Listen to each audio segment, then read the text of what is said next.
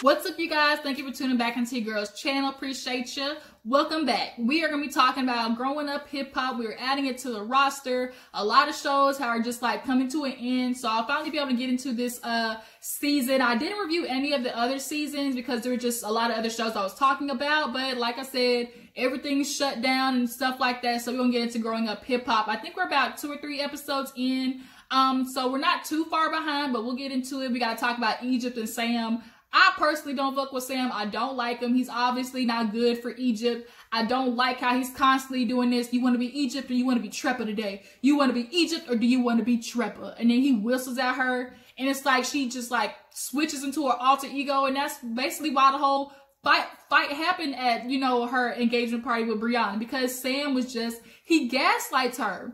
So I don't like that. I don't understand why Peppa isn't making or trying to talk to her daughter a lot more about seeing things not through rose-colored glasses. Because obviously, Peppa, you ain't got no good history with men either. And it looks like it's about to be the same thing for Egypt. You know, the apple don't fall far from the tree. It is looking like Peppa is about to have her daughter Egypt doing the same exact thing. Choosing one bad man after another bad man after another bad man.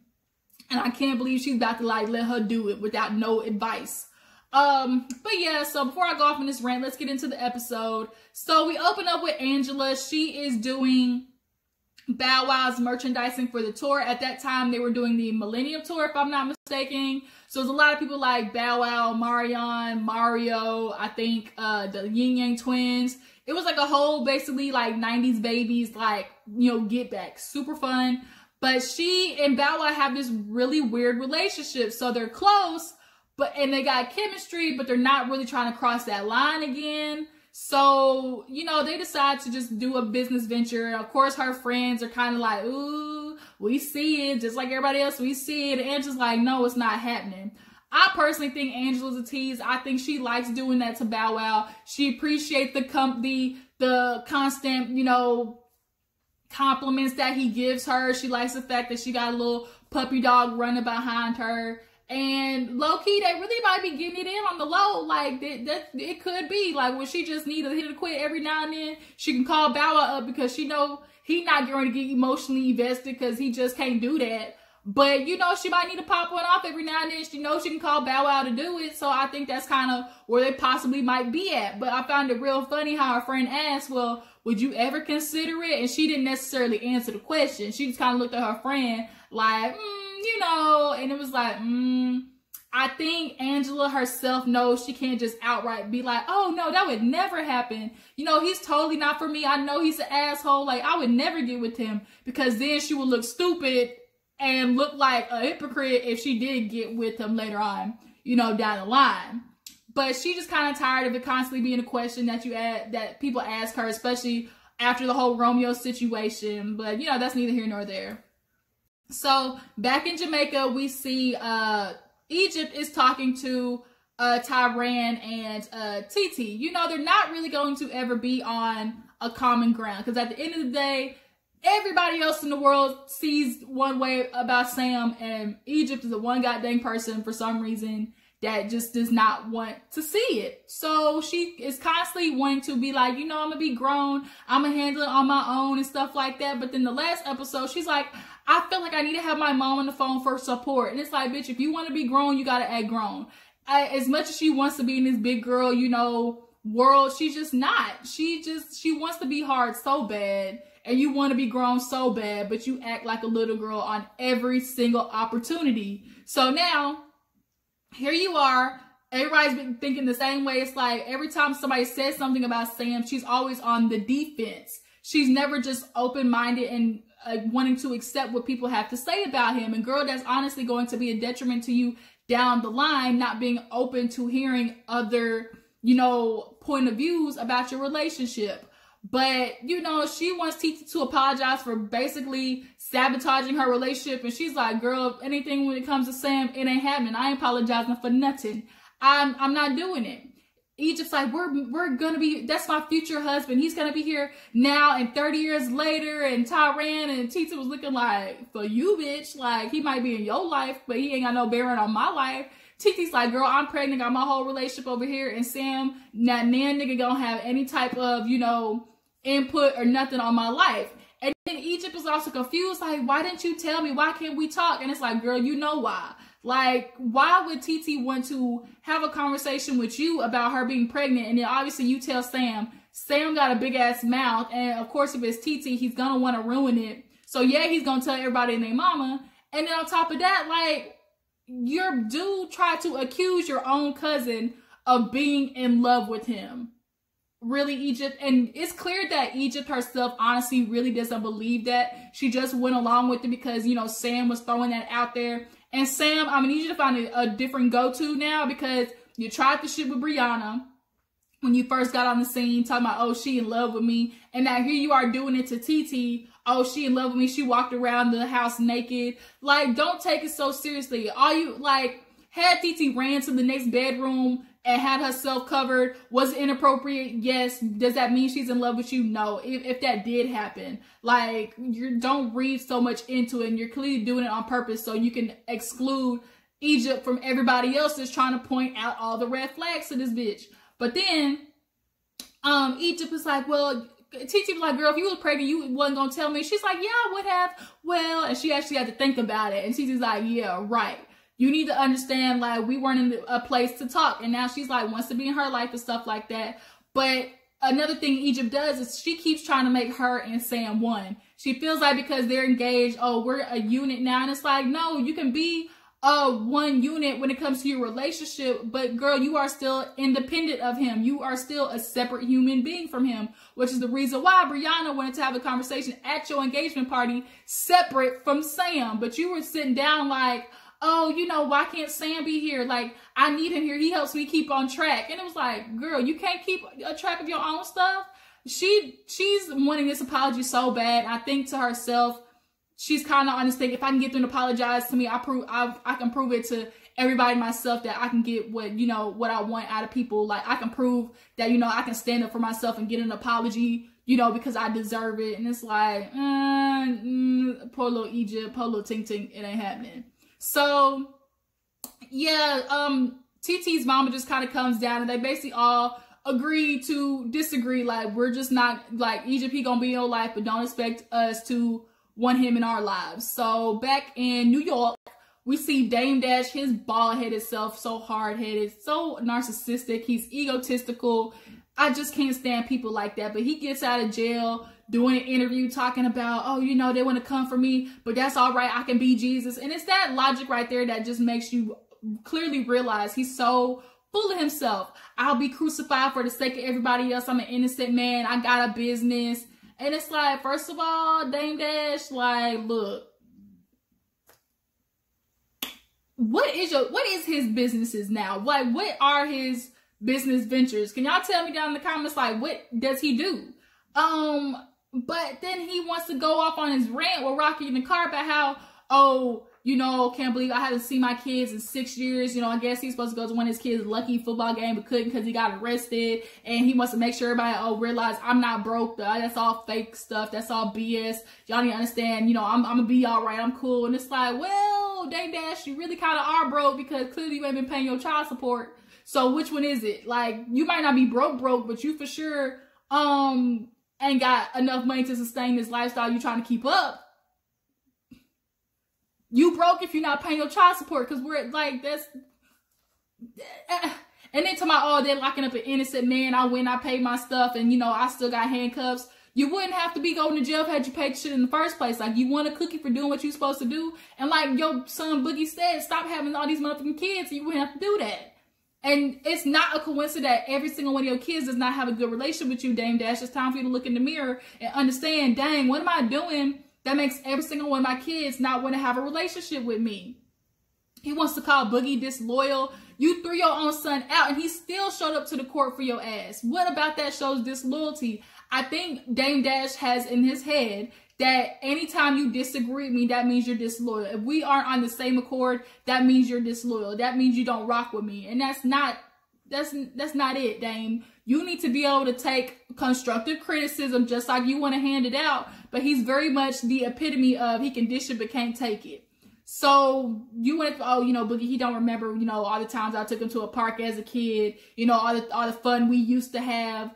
yeah, that's what y'all did as a kid, but now he's growing up, he's an adult, he's a man, and just because I think parents sometimes realize, or they fail to realize that, yeah, you had a kid, you did what you were supposed to do, feed them, clothe them, put a roof over their heads, and that's what you're supposed to do when you decide to have children. That's what you do.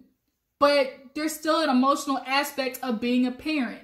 Yes, like, oh, I'm not supposed to be your friend. Yeah, you ain't got to be their friend, but you got to be somebody they can come to. You got to be somebody that they can have conversations with.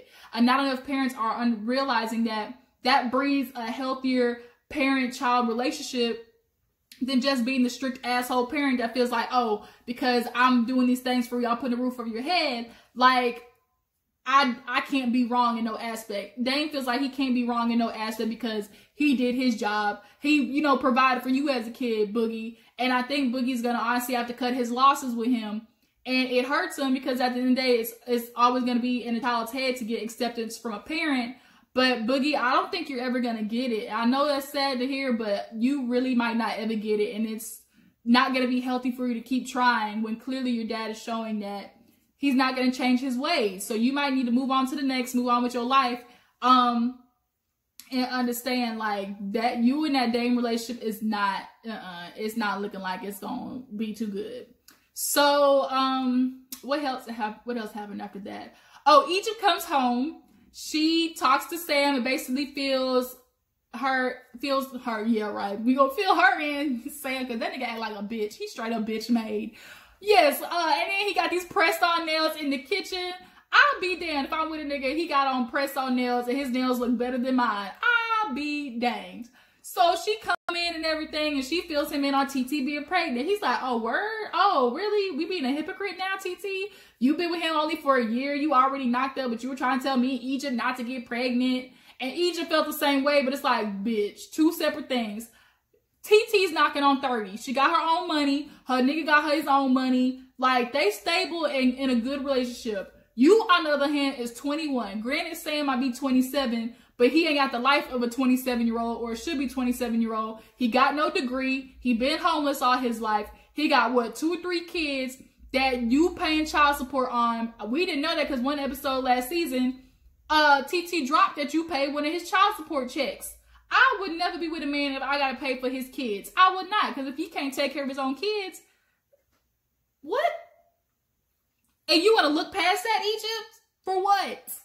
Like, I swear his peen game got to be something serious to have Egypt this stigmatized. It don't make no sense. And so now he's like, oh yeah, that's just real ironic. You know, she wants to talk about, oh, don't get pregnant. I do what I do. I take care of my kids. You know, I'm here for you. I don't lie. I don't cheat. And it's like, really? I digress.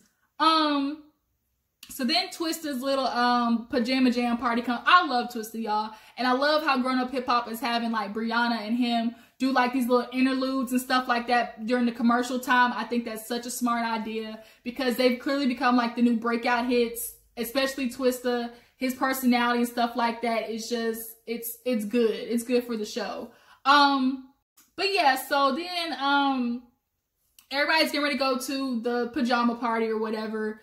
They both agree to go, even though they know Brianna's gonna be there because Egypt and Sam don't want to make it seem like, oh, people not gonna be at the party and think that, you know, they punks for not showing up and stuff like that, that they scared. So it's like, whatever. You two, like, he just encourages Egypt to take the negative route every single time. And that's not what a real man does. He does not encourage his woman to fight. Like, the only time it needs to be serious enough for her to defend herself is if somebody physically is coming after her. Then you can tell, like, then bitch, yeah, go off. Then become Treppa if you want to. And if I had a damn dollar for every time Egypt said Treppa, she wants to be Treppa so bad. But girl, your name is Egypt and you is soft as marshmallows, okay? Egypt, you are not that girl. Quit trying to be that bitch because you not. You are not hard at all. You is not your daddy. That nigga on the other hand, he hard. You want to be him so bad. It's not happening. But yeah, so, I think anything after that? No. Yeah, no, I think after that was Twist, Pajama Jam Party. So, Boogie's there. Boogie's talking to Twist. You know, Twist got a little crush on Ava, which is super cute, super funny. He's like, what if Ava said you gotta quit smoking? He said, what if I cut down smoking? Or can I eat edibles? He's like, no, he's like, okay, what if I go to your summer living? But you better have me a king concierge service in that bitch if I'm gonna be with Ava. I want all the amenities. That was real funny. Boogie's like, my sister ain't getting ready to go for that, but if she do, you better treat her right. And I think that was really funny. So everybody's showing up. Angela, Bow Wow show up at the same time. JoJo's there. He looking at them cross-eyed like, I see it. And they're both kind of like, man, it ain't nothing. Of course, they play into it, but then try to be coy about it. And then Brianna shows up, and this Brianna got a bitch on her arm. Now I'm confused because at the beginning of the season, she had a whole nigga that she said she was totally in love with. So is this some polyamory type stuff, or did that just run its course? I don't know. But she comes in with a girl, typical, you know, LA chick, real pretty, light skin, you know, Fashion Nova looking type chick. And she sees Angela, and they kind of have an awkward hello, but Angela's still being very much standoffish, and in general, that's how Angela is. But I'm also kind of being exhausted. I've always been exhausted with Angela's like attitude for some reason. She just comes off like super bitter all the time for some reason. Like she's super unapproachable. She has a headstrong attitude about things. She does that with Vanessa a lot, and she kind of dismisses a lot of people. And I just don't vibe with Angela's whole aura. It's just, except at least Brianna was trying to like have conversation with her. But then, Ava walks in with her little friend, Twist falls down. He's like, had his little dress. He's like, hi, Ava. He talking about, oh, she tastes like honey. He like, oh, Dame gonna kill me. Yeah, Dame would not want Twist to be with Ava. But Twist looks like the type of dude, like, once he fall in love, like, he in there. Like, that's what Twist looked like he would do. He looked like he would do such the cutest things, like fill the house with giant teddy bears and roses and stuff like that. Like, he's just super adorable. When they hug, though, he's so much smaller and tiny than them, and he know he's small. Because he made that joke about Brianna and, what's that girl, Lex, the girlfriend. He's like, no, Twist will not be getting in between Brianna and Lex. I'm too little. He just know. He said, I'm not built for two big bitches to be trying to get in them. So here we are. It's awkward because now Egypt came clearly ready to start something. Sam obviously hyped her up in the car. They show up in goddamn matching outfits looking like crayon boxes. And as soon as they walk in, the mood changes. Sam wants to call himself Let Egypt Be Egypt. So he walked into the kitchen where Eazy-E and all the other people were at.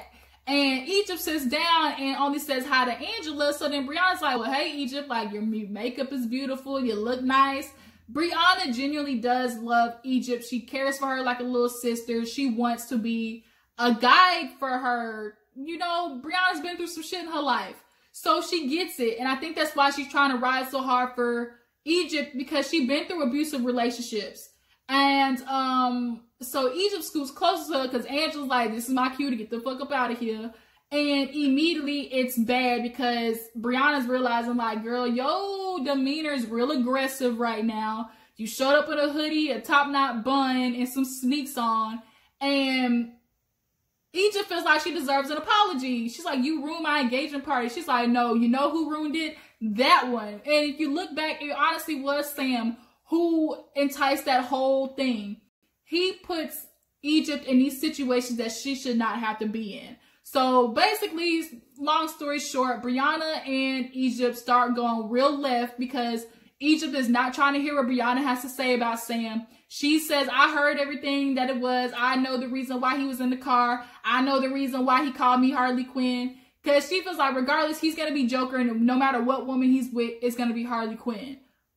Whatever, Egypt. Like, I can't with her. She's so dumbfounded young. She feel like because she got her niggas, like, this is her first love. And you know it's hard to get somebody to break away from their first true love.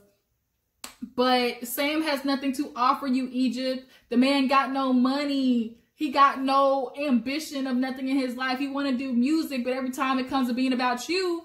And then Brianna said, yeah, she said at his coming out party, the coming out party, like, bitch, he chose y'all engagement party to do a song about him having sex with a transvestite in